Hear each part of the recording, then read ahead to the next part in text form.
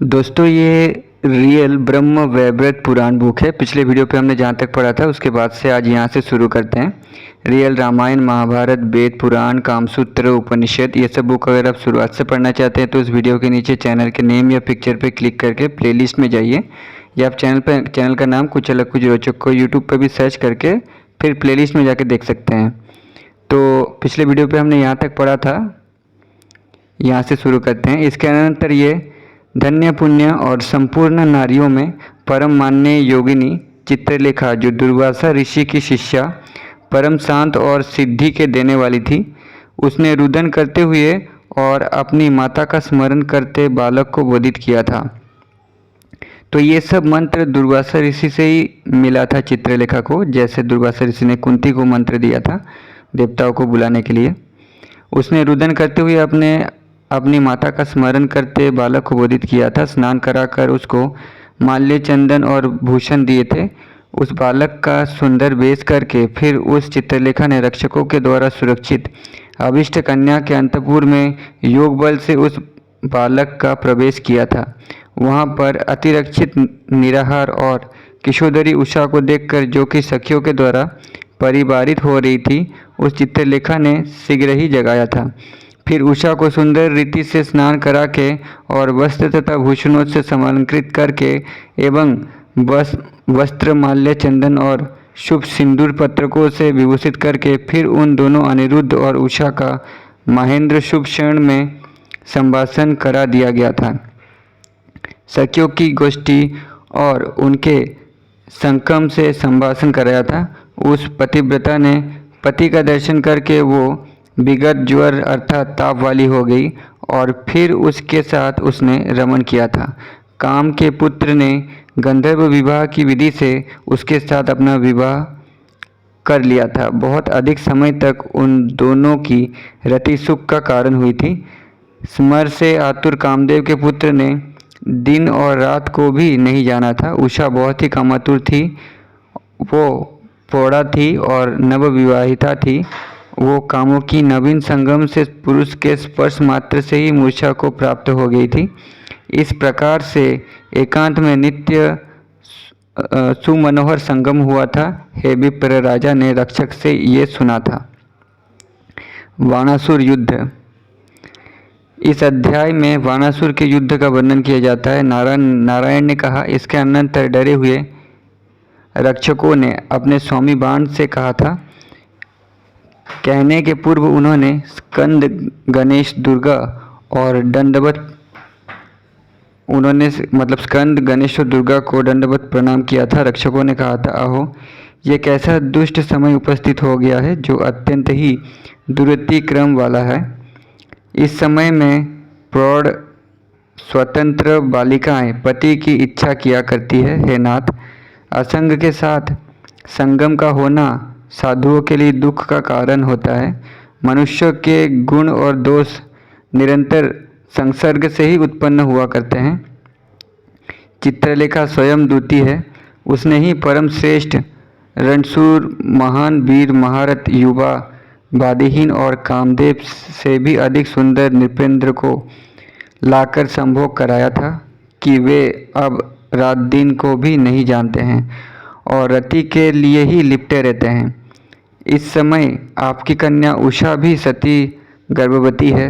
वो सतकुल में उत्पन्न होने वाली है, किंतु दोनों कुलों के लिए तप्त श्रृंगार के तुल्य है।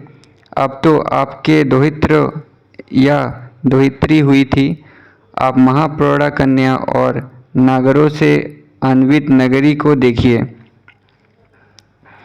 आपकी कन्या स्मित और कटाक्ष से युक्त है और उसकी दृष्टि चंचल नेत्र वाली है। इस प्रकार से दूत रक्षकों के वचन को सुनकर बाण लज्जित हुआ और उसे अत्यंत कोप भी हुआ था। फिर तो बाण ने युद्ध करने के लिए अपना विचार स्थिर कर लिया था। यद्यपि शंभु भगवान ने बहुत अधिक चारण भी किया था, युद्ध को करने का निषेध गणेश, स्कंद और शिवा ने भी किया था। भैरवी, भद्रकाली, योगिनियाँ, आठों भैरव, एकादश, रुद्र, भूत प्रेत, कुष्पांडव, बेताल, ब्रह्म राक्षस, योगिंद्र, सिद्धेंद्र, रुद्र और चंड आदि के द्वारा बाण को युद्ध करने के लिए मना किया था। 1 करोड़ ग्राम देविया ने भी माता की भांति उसके हित के लिए वारण किया था। भगवान शंकर मूढ़ और अपने आप को पंडित मानने वाले बाण से बोले थे, जो कि उसका हितकर, नीतिशास्त्र और परिणाम में सुखप्रद था। श्री महादेव ने कहा, हे बाण, तुम श्रवण करो, मैं परम पुरातन एक कथा कहता हूँ। भूमि के भार को उतारने के लिए स्वयं ईश्वर भारत में अवतीर्ण हुए हैं। इस समय वे समस्त राजेंद्र का निहनन करके द्वारकापुरी में विराजमान हैं, जिसके रोमकूपों में विश्व रहा करते हैं। उसी सरीश्वर का द्वारकापुरी में निवास है। उनका वासुदेव ये शुभ नाम प्रसिद्ध है। इससे वो विद्वानों के द्वारा धाता का भी विधाता, चक्र प्राणी, स्वयं भूमि में अवतीर्ण भगवान कहे जाते हैं। ये ब्रह्मा, विष्णु और शिव आदि के ईश्वर, प्रकृति से भी पर निर्गुण, बिना यह वाले भक्तों पर अनुग्रहार्थ ही विग्रहधारी है। परम ब्रह्म देहधारी के परमात्मा है। जिसके इस शरीर से निकल जाने पर ये शरीर सब और जीव भी शब ही कहा जाता है। उसके साथ संग्राम कैसे संभव हो सकता है? जिस प्रकार महाकाल में शस्त्र विद्य उसी तरह मूढ़ दिश है, उसी तरह से ये आत्मा और ध्यान हेतु से देही निराकार है। उसका पुत्र अनिरुद्ध महान बल और पराक्रम वाला है। ये त्रैलोक्य को भी एक ही क्षण में स्वयं संहार करने में समर्थ है। समस्त देवता और संपूर्ण दैत्य यद्यपि महान बल तथा पराक्रम वाले हैं, किंतु वे सब भी अनिरुद्ध की 16वीं कला के योग्य भी नहीं होते हैं। जिन दो का समान चित्त और जिन दो के तुल्य बल होता है, उन दो का ही विवाह तथा मैत्री होते हैं। कभी पुष्ट और विपुष्ट के ये कार्य नहीं हुआ करते हैं। इसके बाद इस अध्याय में बाणासुर के युद्ध का वर्णन है। नारायण ने कहा, इसके अनंतर भगवान कृष्ण ने उद्धव और बलदेव के साथ मंत्रणा करके दूतों को प्रेषित किया, जहाँ पर साक्षात शिव, गणपति, दुर्गति के नाश करने वाले जगदम्बा दुर्गा, स्वामी कार्तिकेय, भद्रकाली, उग्रचंडा और कोठरी थी। वहाँ दूत को भगवान ने भेजा था। दूत ने वहाँ पहुंचकर शिवा, गणेश, जो कि पूज्य मानव थे, उन सबको प्रणाम करके यथोचित उनसे कहा। दूत बोला, हे महेश्वर, भगवान कृष्ण संग्राम करने के लिए बाण का आवाहन करते हैं, अथवा अनिरुद्ध और उषा को लेकर वो उनकी शरणागति में प्राप्त हो जाए। रण क्षेत्र में निमंत्रित होता हुआ भी जो क्षत्रिय युद्ध भूमि में भय से कातर होकर नहीं जाया करता है, वो अपने साथ पितृगण के सहित पत्रक उनकी शरणागति में प्राप्त हो जावे। रण क्षेत्र में निमंत्रित होता हुआ भी जो क्षत्रिय युद्ध भूमि में भय से कातर होकर नहीं जाया करता है, वो अपने साथ पितृगण के सहित पत्रक नामक नरक में जाया करते हैं। उस सभा के मध्य में दूत के वचन को सुनकर, जो कि यथोचित कहा गया था, शंकर भगवान की सन्निधि में देवी पार्वती स्वयं बोली थी। पार्वती देवी ने कहा, हे महाभाग, हे बाण, तुम जाकर बोलो और कन्या उषा को साथ लेकर चले जाओ। अपना यौतुक दहेज के रूप में समर्पित कर श्री कृष्ण भगवान की शरण में पहुंच जाओ। भगवान कृष्ण सभी के ईश्वर है, सबके बीच स्वरूप हैं, संपूर्ण संपदाओं के प्रदान करने वाले हैं, श्रेष्ठ हैं, वरेण्य हैं, रक्षक कृपालु हैं और अपने भक्तों पर प्यार करने वाले हैं। पार्वती के इस वचन को सुनकर समस्त सुरेश्वर जो वहाँ उपस्थित थे, उन्होंने भी उससे यही कहा था। उस सभा के मध्य में सर्वदा धन्य है, धन्य है, इस तरह से सबने पार्वती की बहुत प्रशंसा की थी। कोप में आविष्ट बाणासुर सहसा उठकर खड़ा हो गया था और युद्ध करने के लिए उद्युक्त होता हुआ धनुष हाथ में लेकर शंकर को प्रणाम करके चल दिया था। सबके द्वारा निषेध भी किया गया था, किंतु कंपित होते हुए उस बाणासुर के नेत्र रक्तवर्ण के हो गए थे। वो सात्राहिक होकर उसने 3 करोड़ दैत्यों की बड़ी भारी सेना साथ में ले ली। कुष्मांड, कुंभकर्ण, निकुंभ और कुंभ ये सब सेनापति एवं सेना के अध्यक्ष थे। ये सब सानाहिक होकर वहाँ रणभूमि में गए थे। उसकी सेना के साथ में उन्मत्त भैरव, संहार भैरव, महाभैरव, काल भैरव, प्रचंड भैरव, रुरु भैरव और क्रोध भैरव थे। ये सब भैरवगण सान्नाहिक होते हुए अपनी शक्तियों के साथ प्रास्तिक हुए थे। रुद्रों के साथ भगवान कालाग्नि रुद्र भी सान्नाहिक होकर वहाँ रण क्षेत्र में गए थे। उग्र चंडा, प्रचंडा, चंडिका चंड, नायिका, चंडेश्वरी, चामुंडा चंडी, चंड, कपालिका, ये 8 नायिकाएं भी सब खरपरों से संयुक्त होकर गई थी। रत्नों के यान में स्थित कोटरी और स्वनित ग्राम देवता गई थी। वो खड़क और खप्पर को धारण करने वाली प्रफुल्ल मुख से युक्त होकर गई थी।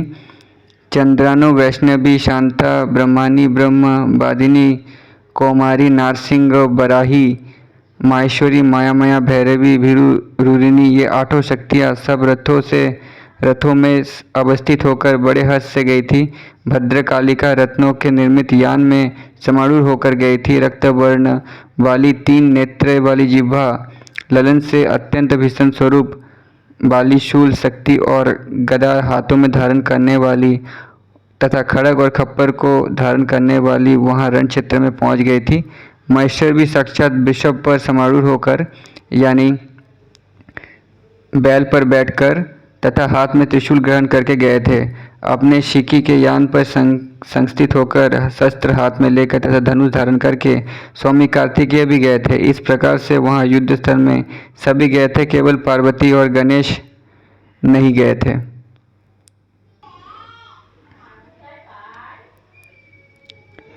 इन सबसे युक्त महादेव और भद्रकालिका को देखकर चक्रपाणि ने यथोचित संभाषा की थी। बाणासुर ने शंख की ध्वनि का श्रवण करके पार्वतीश्वर को प्रणाम किया था और दिव्यास्त्र से नियोजित सगुण धनुष को उसने धारण किया था। जब बाण को युद्ध करते हुए युद्ध करने को समुद्रित देखा तो पर वीरों के हनन करने वाले सात्यकी भी युद्ध के लिए प्रस्तुत हो गए थे।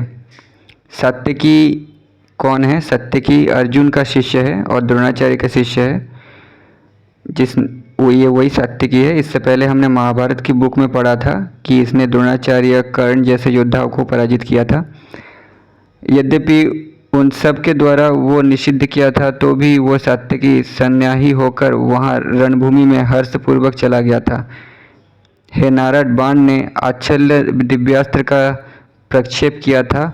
वो असत अव्यर्थ था और ग्रीष्म काल के मार्तंड को आभा वाला सुतीक्ष्ण था।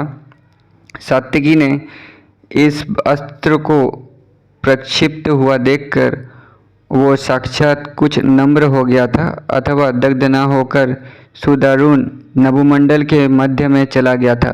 फिर वही बाण का क्षेप किया था। फिर सात्यकी ने वरुणास्त्र के द्वारा प्रज्वलित तालमान को उसने निर्वाण कर दिया था। फिर बाण ने पावन अस्त्र का प्रक्षेप किया था जो प्रचंड घोर और अत्यंत उल्बण था। सात्यकी ने उसका परबनास्त्र के द्वारा लीला से ही छेदन कर दिया था। फिर बाण ने रणभूमि में नारायणास्त्र का प्रक्षेप किया था। सात्यकी ने अर्जुन की शिक्षा प्राप्त की थी। अर्जुन ने सात्यकी को शिक्षा दिया था। अतएव वो नारायणास्त्र को प्रक्षिप्त होता हुआ देखकर भूमि में एक दंड की भांति लेट गया था। मतलब अर्जुन को पता था नारायणास्त्र को कैसे शांत किया जाता है, कैसे काटा जाता है, तो इसलिए भूमि पर लेट गया था। ये अर्जुन ने बताया था। इसके उपरांत अस्त्रों के ज्ञाताओं में परम कुशल बाण ने महेश्वर अस्त्र का प्रक्षेप किया था। उसका छेदन लीला ही से सात्यकी ने वैष्णवास्त्र के द्वारा कर दिया था। बाण ने ब्रह्मास्त्र का भी प्रक्षेप किया था। उसका निर्वाणी एक ही क्षण में सात्यकी ने ब्रह्मास्त्र के द्वारा ही कर दिया था। सात्यकी ने भी ब्रह्मास्त्र से उसका जवाब दिया था। रण विद्या के महान पंडित बाणासुर ने फिर नागास्त्र का प्रक्षेप सात्यकी के ऊपर किया। उसका संग्रहण सात्यकी ने गरुड़ास्त्र के द्वारा क्षण मात्र में ही कर दिया था। इसके अनंतर जब सभी अस्त्र बाणासुर के विफल हो गए थे तो फिर उसने शंकर, सुदारुण एवं अभ्यर्थ शूल को ग्रहण किया था। उस समय सात्यकी ने दुर्गा का स्तवन किया था कि उसके प्रभाव से वो गले में माला के समान हो गया। फिर बाण ने पाशुपत बाण को ग्रहण किया था जिसको धनुष के द्वारा छोड़ा था। सात्विकी ने उस बाण को बाणासुर को जंबास्त्र द्वारा प्रवाहीन किया था, यानी पाशुपतास्त्र को जंबास्त्र से शांत किया जा सकता है, काटा जा सकता है। जंबास्त्र ने बाणासुर निद्रित हो गया था। स्वामी कार्तिकेय ने जब ये देखा तो उनने अर्धचंद्र का प्रक्षेप किया, जिसको काल ने लीला से ही छिन्न छिन्न कर दिया था। तो ये वही पाशुपतास्त्र है जो अर्जुन के पास था, भगवान शिव ने दिया था। ये बाण के पास भी है, जिसको सात्विकी ने काट दिया।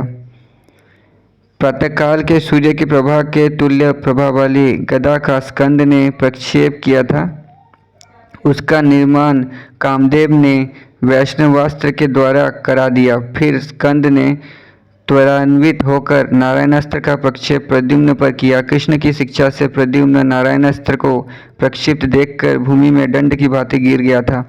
इसके उपरांत स्कंद ने प्रलयकालीन अग्नि के समान प्रभाव वाली शक्ति का प्रक्षेप किया। उसका निर्वाण काम ने नारायणास्त्र के द्वारा ही कर दिया। कार्तिक भेदन भूमि में ब्रह्मास्त्र का प्रयोग किया था। काम ने उसका निर्वाण ब्रह्मास्त्र के द्वारा ही कर दिया। फिर कोप से कार्तिकेय ने दिव्य पाशुपतास्त्र को ग्रहण किया था। मदन के निद्रास्त्र के द्वारा उसको निद्रित कर दिया। कार्तिकेय को निद्रित और बाण को जंभित देखकर भद्रकालिका ने कोप से रथ के सहित काम को और अपनी गोद में बाणासुर को तथा स्कंद को जगतों की जननी ने करके वो उस स्थल से जहाँ पर सती पार्वती थी वहाँ चली गई थी। महाभारत में भी बाणासुर और कृष्ण के युद्ध का वर्णन है, शिव और कृष्ण के युद्ध का वर्णन है, लेकिन उसमें पूरी तरह से डिटेल में नहीं लिखा गया है,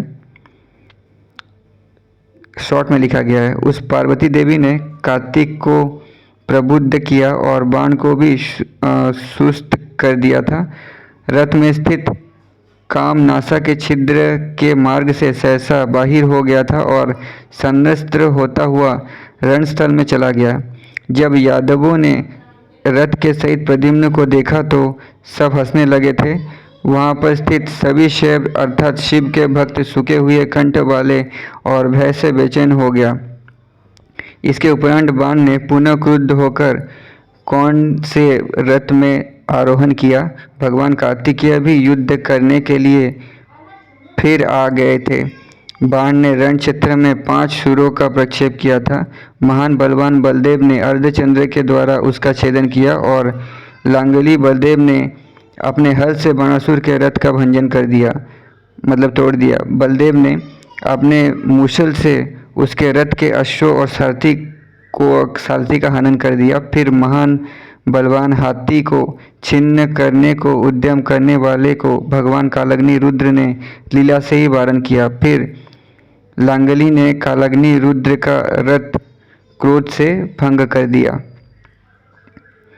बलदेव ने जब रण क्षेत्र में हल के द्वारा सूत और अश्वों को मार दिया था तो कालग्नि रुद्र ने उल्बन ज्वर नामक अस्त्र का प्रक्षेप किया था। हरि को छोड़कर सभी यादव ज्वर से आक्रांत हो गए थे। इसको देखकर भगवान कृष्ण ने वैष्णव ज्वर को छोड़ दिया था और महेश ज्वर के हनन करने को इस वैष्णव ज्वर का सृजन उस रणस्थल में किया था। फिर उन दोनों वैष्णव और महेश ज्वर का अति दारुण युद्ध मुहूर्त मात्र तक होता रहा था। वैष्णव ज्वर से निष्क्रांत होकर जब महेश ज्वर रण क्षेत्र में गिर गया था वो अति निश्चेष्ट हो गया था और फिर उसने माधव का श्रवण किया। ज्वर ने कहा, हे जगतों के नाथ, मेरे प्राणों की रक्षा करो। आप तो अपने भक्तों पर अनुग्रह करने के लिए शरीर धारण करने वाले हैं। आप सबकी आत्मा हैं और पूर्ण पुरुष हैं और आपको तो सर्वत्र समता का ही भाव रहता है। ज्वर की इस प्रार्थना के वचन को सुनकर माधव भगवान ने अपने ज्वर का संहरण कर लिया। महेश ज्वर डरा हुआ उस रण क्षेत्र से ही निकलकर चला गया था। बाणासुर ने वहाँ पुनः आकर के, यानी महेश ज्वर और वैष्णव ज्वर का मतलब है कि कृष्ण और भगवान शंकर दोनों अपनी सिद्धियों का प्रयोग कर रहे थे। पावर एक दूसरे से टकराकर एक वापस चला गया था, एक हार गया था। आकर के एक सहस्त्र बाण का प्रक्षेप किया बाणासुर ने, जो कि मंत्रों से पूत किए हुए थे और प्रलय काल की अत्यंत उज्ज्वल अग्नि की शिखा के समान दाग करने वाले थे। अर्जुन ने अपने सरों के जाल से लीला ही से उन बाणों का वारण किया। फिर बाण ने शक्ति को छोड़ा था, जो ग्रीष्मकाल के सूर्य के तुल्य तीव्रतम प्रभाव वाली थी और अत्यंत दाहक थी। महान बलवान सब्यसाची अर्जुन ने लीला से ही उस शक्ति का छेदन कर दिया था। फिर उस बाण ने पाशुपत अस्त्र को ग्रहण किया, जो कि 100 सूर्य के समान प्रभाव वाला था। ये अस्त्र अत्यंत घोर, अव्यर्थ और विश्व के संहार करने का दारुण था। ये देखकर चक्रपाणी भगवान हरि ने अपना परम दारुण चक्र का प्रक्षेप किया। इस भगवान के चक्र में सहस्त्र हस्त्र थे। उस चक्र ने उस अत्यंत उज्ज्वल पाशुपत अस्त्र का छेदन कर दिया था और रण के मध्य में अचल सिंह की भांति गिर पड़ा था। वो पाशुपत अस्त्र फिर पशुपति के हाथ में चला गया। वो इस लोक में अत्यंत दारुण, अभ्यर्थ और प्रलय काल की अग्नि के तुल्य था। बाणासुर के रक्त के समूह से वहाँ पर एक महान नद बन गया था। बात यह है कि लोगों ने इन दिव्यास्त्र को बहुत ग्लोरीफाई किया है, बढ़ा चढ़ा कर दिखाया है। जैसे ब्रह्मास्त्र से दुनिया ख़त्म हो जाती है, पाशुपतास्त्र से दुनिया ख़त्म हो जाती है, ऐसा कुछ भी नहीं है। बहुत सारे ये ब्लास्ट होता था, लेकिन इतना भी मतलब पूरी दुनिया ख़त्म होने की ताकत नहीं थी। ये आजकल के जो अस्त्र हैं, जो ब्लास्ट होता है, उस तरह की ही था। बाणासुर के रक्त के समूह से वहाँ पर एक महान नद बन गया था। बाणासुर चेष्टाहीन होकर अत्यंत व्यथायुक्त एवं चेतना से रहित हो गया। वहाँ पर जगत के गुरु भगवान महादेव आए थे। वहाँ आकर अपने भक्त बाणासुर को अपने वक्षस्थल पर लगाकर मोह से रुदन करने लगे थे। शिव के अश्रुओं के पतन से ही एक सरोवर सा बन गया। करुणा के सागर प्रभु ने उसको चेतन कराया था। फिर शिव बाण को लेकर वहाँ गए थे, जहाँ पर साक्षात भगवान जनार्दन विराजमान थे। भगवान श्री कृष्ण के पद्मों से चर्चित पाद पद्म में शिव ने बाणासुर का संपर्शन किया। जगतों के नाथ, शक्ति के ईश और चंद्रशेखर की स्तुति की थी। जिस वेद में उक्त स्तुति से बलि राजा ने स्तुति की थी, उसी से स्तवन किया। हरि ने बुद्धिमान बाण के लिए मृत्यु को जीत लेने वाला ज्ञान दिया और कमलोपम हाथ उस बाण के शरीर पर रखकर उसका स्पर्श किया, उससे अजर और अमर बना दिया। बाण ने बलि के द्वारा किए गए स्तोत्र से और भक्ति से हरि का स्तवन किया और अपनी ज्येष्ठ कन्या उषा को रत्नों के आभरणों से भूषित करके उसे देवी की संसद में वहाँ पर ही भक्ति से हरि को दे दी थी। 5 लाख हाथी, हाथियों के 54 अश्व और सहस्त्र दासियाँ जो रत्न भूषणों से भूषित थी, 1 सहस्त्र कामधेनु जो कि वत्सों से युक्त और सब कुछ प्रदान करने वाली थी, बाण ने दहेज में दी थी। फिर बाण ने अपने अपराधों का परिहार कर लिया। भगवान कृष्ण ने उसे वेदोक्त सुभाषित वरदान प्रदान किया था और फिर शंकर की अनुमति से वो अपनी द्वारकापुरी को चले गए। महात्मा बाण की उस नवविवाहिता कन्या को हरि ने स्वयं देवकी और रुक्मिणी को ले जाकर दे दी। उसके उपरांत वहाँ द्वारकापुरी में हरि ने बहुत बड़ा महोत्सव एवं मंगल कराया था तथा ब्राह्मणों का भोजन कराया था और बहुत सा धन ब्राह्मणों को दान दिया था। नेक्स्ट चैप्टर श्रीगालोपाख्यान, यहाँ से हम लोग नेक्स्ट वीडियो पे पढ़ेंगे। तब तक के लिए धन्यवाद।